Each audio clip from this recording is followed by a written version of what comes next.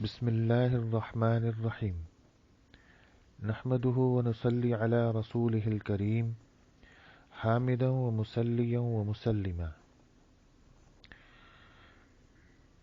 رمضان المبارک کی آمد ہے۔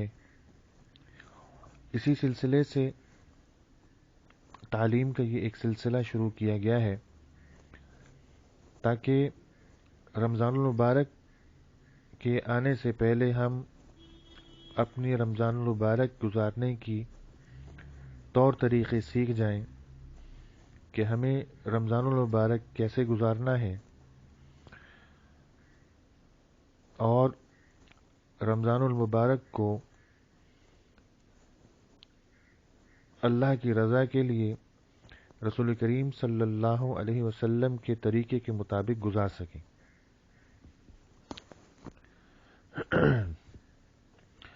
حمد و ثنا کے بعد یہ چند احادیث کا ترجمہ ہے جو رمضان المبارک کے بارے میں وارد ہوئی ہیں۔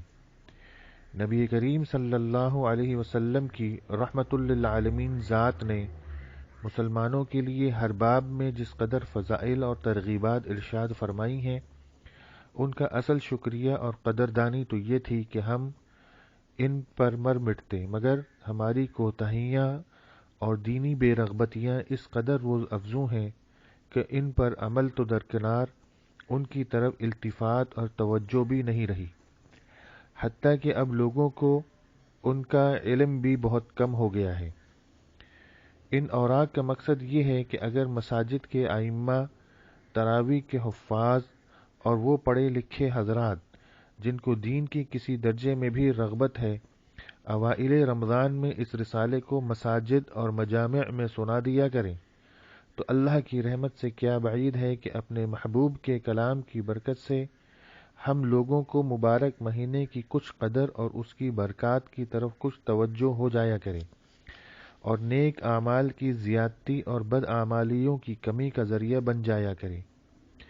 حضور صلی اللہ علیہ وسلم کا ارشاد ہے کہ اگر حق تعالی شانہ تیری وجہ سے ایک شخص کو بھی ہدایت فرما دیں تو تیرے لیے سرخ اونٹوں سے جو عمدہ مال شمار ہوتا ہے بہتر اور افضل ہے۔ رمضان المبارک کا مہینہ مسلمانوں کے لیے حق تعالی شانہ کا بہت ہی بڑا انعام ہے، مگر جب ہی کہ اس انعام کی قدر بھی کی جائے، ورنہ ہم سے محروموں کے لیے ایک مہینے تک رمضان چلائے جانے کے سوا کچھ بھی نہیں۔ ایک حدیث میں ہے کہ اگر لوگوں کو یہ معلوم ہو جائے کہ رمضان کیا چیز ہے تو میری امت یہ تمنا کرے کہ سارا سال رمضان ہی ہو جائے۔ ہر شخص سمجھتا ہے کہ سال بھر کے روزے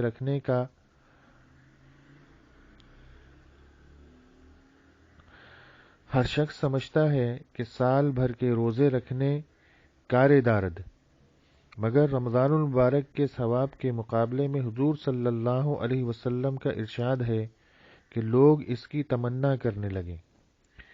ایک حدیث میں ارشاد ہے کہ رمضان المبارک کے روزے اور ہر مہینے میں 3 روزے رکھنا دل کے کھوٹ اور وسواس کو دور کرتا ہے۔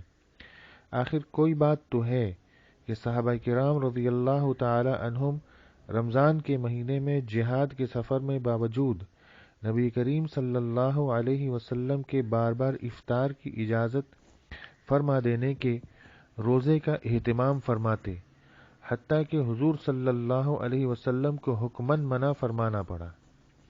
مسلم شریف کی ایک حدیث میں ہے کہ صحابہ کرام رضی اللہ تعالی عنہم ایک غزوہ کے سفر میں ایک منزل پر اترے۔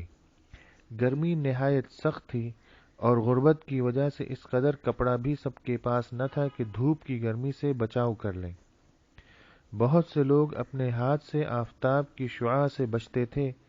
اس حالت میں بھی بہت سے روزے دار تھے جن سے کھڑے ہو سکنے کا تحمل نہ ہوا اور گر گئے۔ صحابہ کرام رضی اللہ تعالی عنہم کی ایک جماعت گویا ہمیشہ تمام سال روزے دار ہی رہتی تھی۔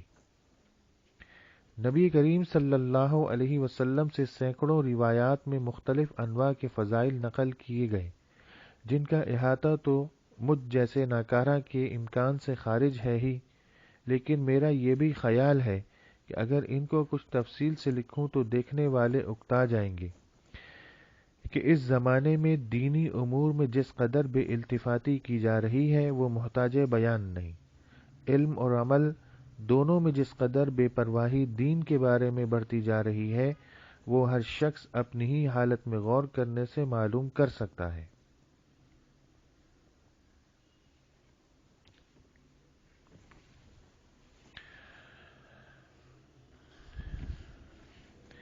اس لیے 21 احادیث پر اکتفا کرتا ہوں اور ان کو 3 فصلوں پر منقسم کرتا ہوں۔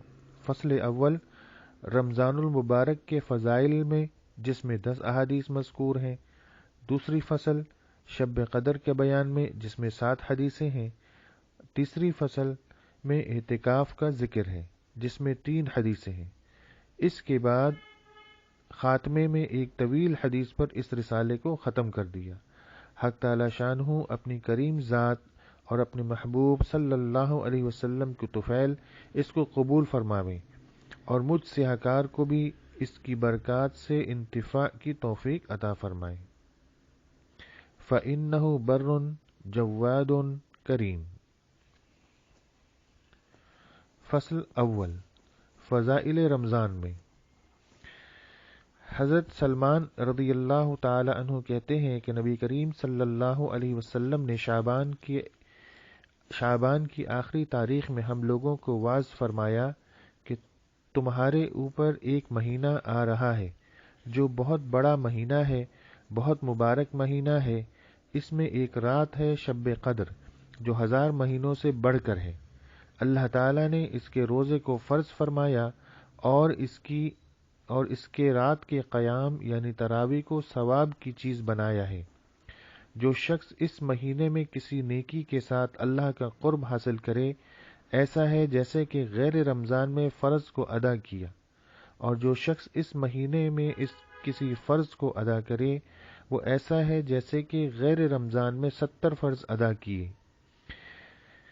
یہ مہینہ صبر کا ہے اور صبر کا بدلہ جنت ہے، اور یہ مہینہ لوگوں کے ساتھ غمخواری کرنے کا ہے۔ اس مہینے میں مومن کا رزق بڑھا دیا جاتا ہے۔ جو شخص کسی روزے دار کا روزہ افطار کرائے اس کے لیے گناہوں کے معاف ہونے اور آگ سے خلاصی کا سبب ہوگا، اور روزے دار کے ثواب کی مانند اس کو ثواب ہوگا، مگر اس روزے دار کے ثواب سے کچھ کم نہیں کیا جائے گا۔ صحابہ رضی اللہ تعالی عنہم نے عرض کیا کہ یا رسول اللہ، ہم میں سے ہر شخص تو اتنی وسعت نہیں رکھتا کہ روزے دار کو افطار کرائے۔ تو آپ صلی اللہ علیہ وسلم نے فرمایا کہ پیٹ بھر کھلانے پر موقوف نہیں، یہ ثواب تو اللہ جل شانہ ایک کھجور کوئی افطار کرا دے، ایک کھجور سے کوئی افطار کرا دے، یا ایک گھونٹ پانی پلا دے، یا ایک گھونٹ لسی پلا دے، اس پر بھی مرحمت فرما دیتے ہیں۔ یہ ایسا مہینہ ہے کہ اس کا اول حصہ اللہ کی رحمت ہے اور درمیانی حصہ مغفرت ہے اور آخری حصہ آگ سے آزادی ہے۔ جو شخص اس مہینے میں ہلکا کر دے اپنے غلام اور خادم کے بوجھ کو، حق تعالی شانہ اس کی مغفرت فرماتے ہیں اور آگ سے آزادی فرماتے ہیں۔ اور 4 چیزوں کی اس میں کثرت رکھا کرو، جن میں سے 2 چیزیں اللہ کی رضا کے واسطے اور 2 چیزیں ایسی ہیں جن سے تمہیں چارہ کار نہیں۔ پہلی 2 چیزیں جن سے تم اپنے رب کو راضی کرو وہ کلمہ طیبہ اور استغفار کی کثرت ہے، اور دوسری 2 چیزیں یہ ہیں کہ جنت کی طلب کرو اور آگ سے پناہ مانگو۔ جو شخص کسی روزے دار کو پانی پلائے، حق تعالی قیامت کے دن میرے حوض سے اس کو ایسا پانی پلائیں گے جس کے بعد جنت میں داخل ہونے تک پیاس نہیں لگے گی۔ اللہ تعالی ہمیں بھی رمضان المبارک کی قدردانی کرنے کی توفیق عطا فرمائے اور رمضان المبارک کو اپنی رضا کے مطابق اور اپنے حبیب محمد صلی اللہ علیہ وسلم کی سنت کے مطابق گزارنے کی توفیق نصیب فرمائے۔ اس حدیث کی مزید تشریح جو ہے انشاءاللہ آئندہ حلقے میں اور تعلیم میں بیان کی جائے گی انشاءاللہ۔ السلام علیکم ورحمۃ اللہ وبرکاتہ۔